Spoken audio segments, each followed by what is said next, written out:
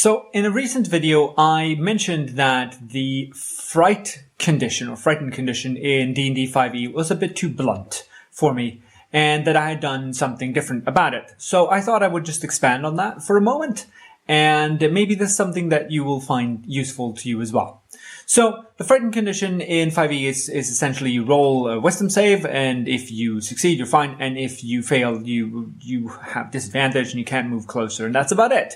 And it lasts for about a minute, and you can try to sort of get out of it at the end of each of your turns. I thought this wasn't quite dynamic enough.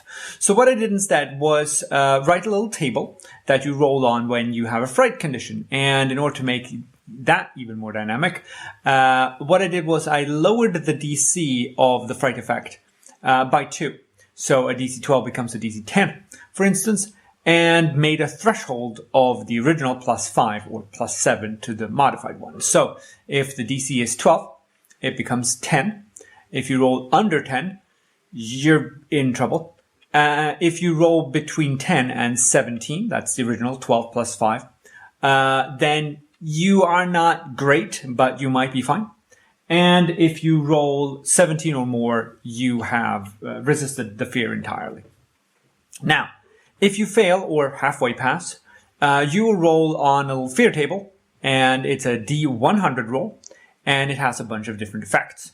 And these effects might stay with you for a while. So the first effect is Runaway, which you will recognize, and you are given this token.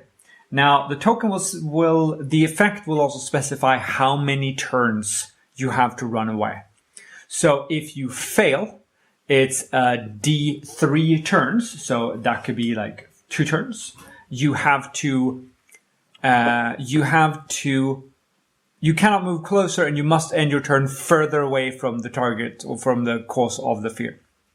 If you halfway succeeded, on the other hand, you're only affected for 1 turn. And at the end of that 1 turn, you remove the die and you remove the token. You are no longer affected by this fear. Now, if you don't get the runaway, you can get the stutters. Now, the stutters are worse, because then you cannot cast any vocal spell components, and you're not allowed to speak as an action or as a free action if your DM allows that sort of stuff. And that can last for up to D6 turns, which of course is really, really bad for you, because then it takes you quite a while to get back to a point where you can communicate or cast your spells again. The third effect is the shakes. And the shakes is you cannot cast spells with somatic components.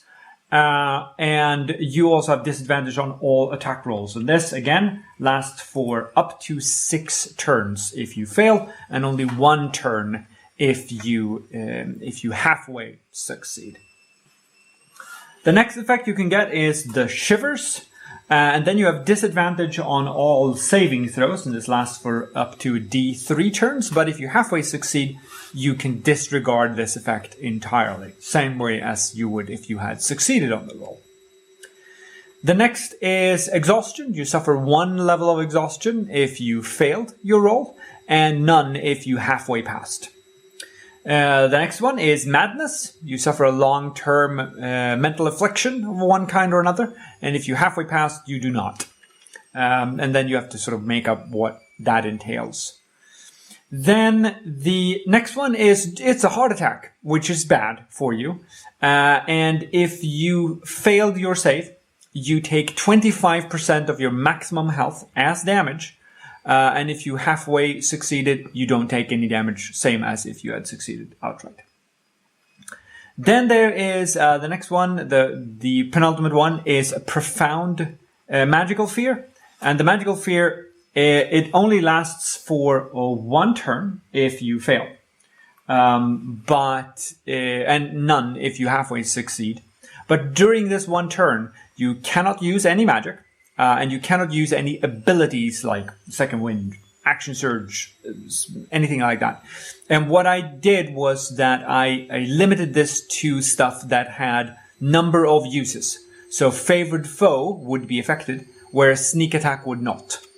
Because you can do Sneak Attack every day for as long as you live, essentially.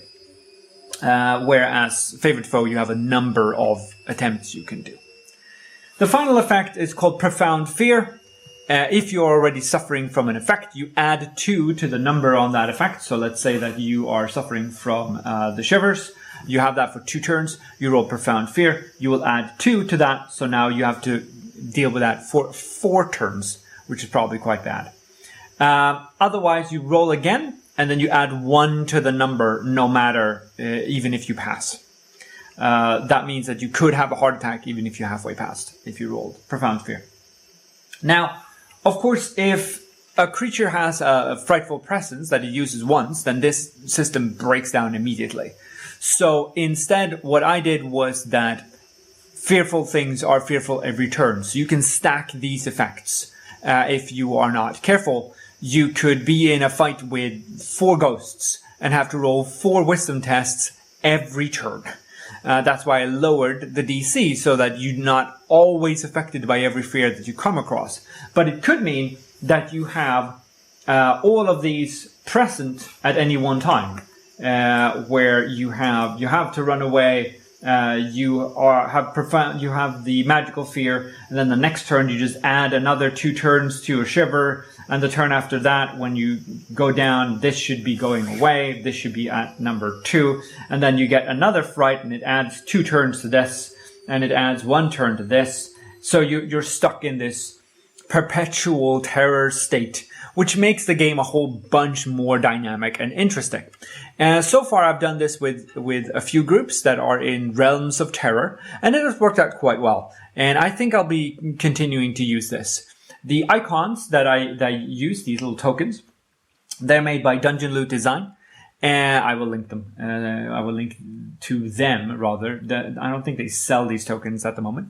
But the icons are from an icon factory. You can get them for free, and you can make these on your own.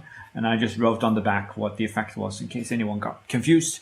And I will be introducing these to every campaign that I run, because it just makes frightening a bit more frightening than it is right now. Right now, it's a bit too static. But that's sort of my breakdown of the terror rules. I'll post a table and some other goodies in the description. And if you have any questions, reach out through the comments. And talk to you later. Take care now. Bye.